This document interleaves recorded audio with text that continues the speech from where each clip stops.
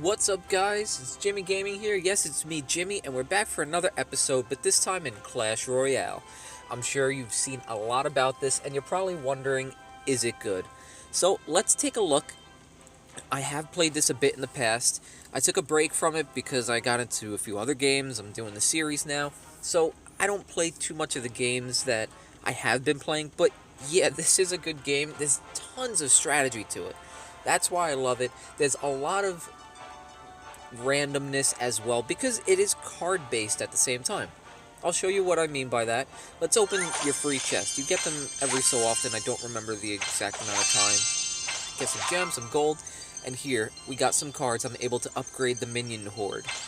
Now, if you ever played Clash of Clans, you'll recognize almost all of the characters. There are some that aren't in Clash of Clans, and they're pretty cool. This game is really nicely done, as it should be.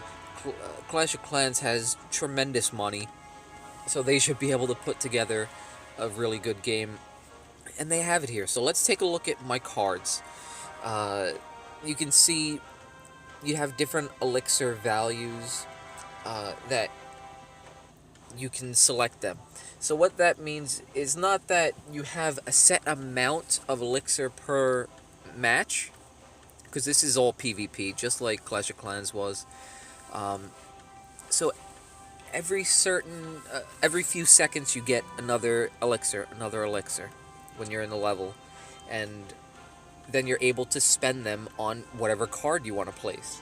So some of them are 2, some 3, 4, 5, very few are 1, and you get different abilities too. You get your normal units, you can get buildings, which buildings will place down, and then units will spawn out of them. Every so often you'll get some different abilities, like the arrows that'll fall down. You get some buildings like the bomb drops, the cannon. So you have a wide variety, and there's a lot that I haven't unlocked yet.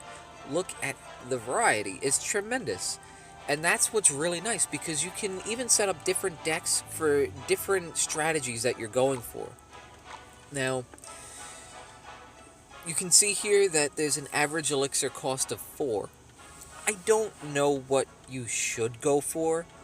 You know, all of my decks are around that kind of amount, because in my opinion, the decks that you have very low numbers can work depending on your draws. What I mean by that is, you know, your cards don't always come out in the order like you see set here. You know, you may keep getting a ton of the musketeers or the archers or whatever it may be. So you have to manage your elixir, and if you have too many lows or too many highs, you're going to get caught at a point where you may not be able to place anything, or if you are, it's not doing anything because the other person could just overpower that. As you can imagine, the lower elixir level, the less strong the unit is going to be. The higher elixir amount cost, the more strong it's going to be. The stronger, rather. So, let's take a look at a battle. Now, I haven't played much in a long time, like I said. So I'm just going to move that up there real quick. Move it away from his name. I guess it doesn't even matter. See, now something that I like to do with this deck is have the Lancer and the Balloon go out at the same time, because they both do tremendous amount of damage on their first hit. Now, see, he blocked that there. He's going down instantly. But the Balloon is probably going to take that out pretty nicely. I'm going to put down the mini dragon, or the baby dragon, whatever it is. And he's going to wipe up pretty well, because he's an AoE damage kind of guy. So, that side is saved.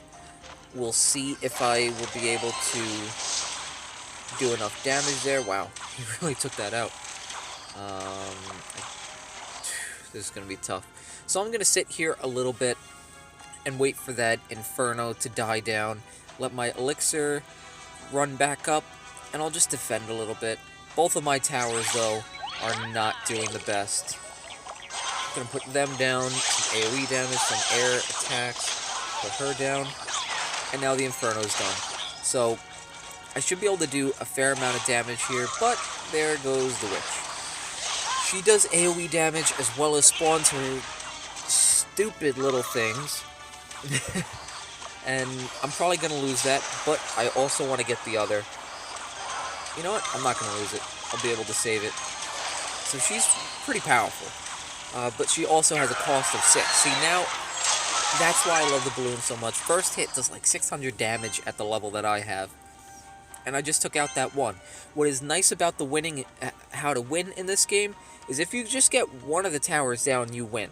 If each person has one tower, it becomes a draw if it goes into overtime and you can't win. But as soon as you have an extra in overtime, you, whoever gets the next building, wins. Now, if you get the middle tower, it's all done, it's over. So, that's really the goal, but this time, I kind of wanted to divert them from going to my castle, and when the balloon goes down, it also pops, so that's nice, which I didn't get to save my attack, which this is going to be definitely difficult. But I think I might be able to pull out saving it.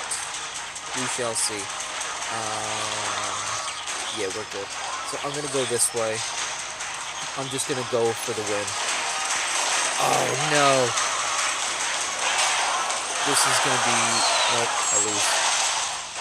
Unless I could pull something out of my butt real quick, I lost this match. Yeah, you see, the other team, or player,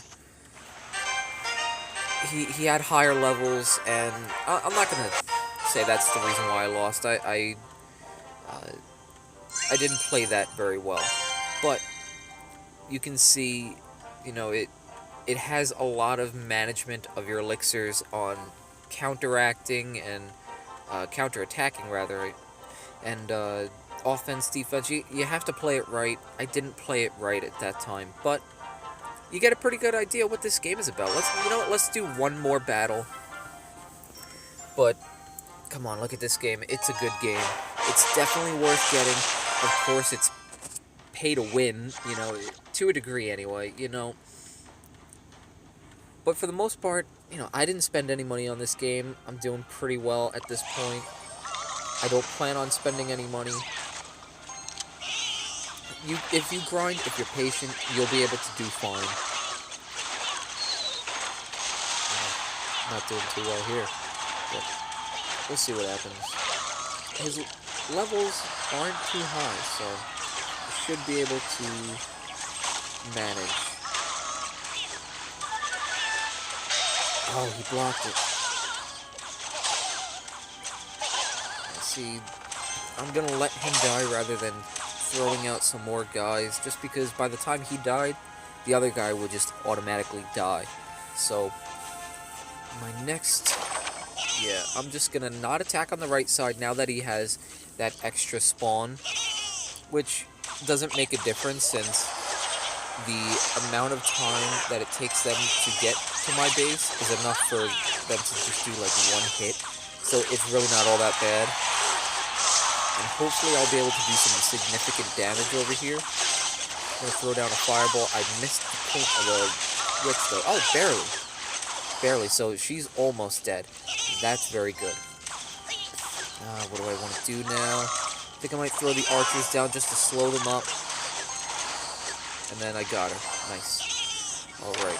Oh, the bomb tower. Alright, that's frustrating. And I don't have anything to significantly take that down. I will throw out my balloon and lance guy. I think he's called a knight or something like that. Oh no, there goes my building. So that's one of those abilities that just, it rips you to shreds. But I'm gonna get that right back. No problem. See, I already have a nice sized team right here, so I should be able to do some good damage. I'm gonna throw out another balloon.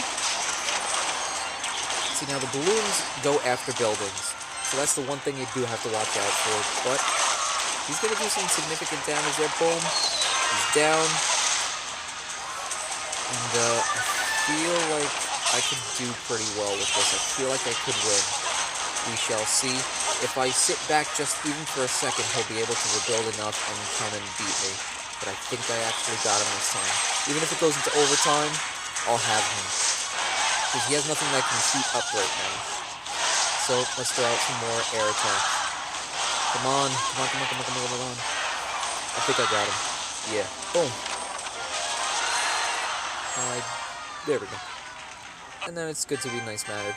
I forgot to do that the last game. I always say GG. Or well played, whatever it may be. But you can see it's a fun game. Oh, and each tower you get a crown. So every time you get a crown, it goes into this crown chest. You need 10 to open it, but you get nice stuff. And then when you win, you'll get different size chests. And you'll see the kind of stuff you'll get out of that. It takes some time. But yes, this is a good game. It's fun. It can be frustrating, but once you understand the mechanics of the game a little bit, it'll be a lot easier to get some wins in there and make sure that you're always upgrading your guys. Watch other videos, get different strategies. It's a good game. It's very enjoyable to play. But that's all for this video. Thanks so much for watching again. And please don't forget to subscribe, share, favorite, like it. Please support me so I can keep making these videos. I'm not doing it for the money. I'm doing it because I enjoy playing games and I wanted to show people what's out there. And, like I said in the first video, I want to do the legwork for you. Find out what's a good game. Make some enjoyable content for everyone. So, I'll see you next time. Jimmy out.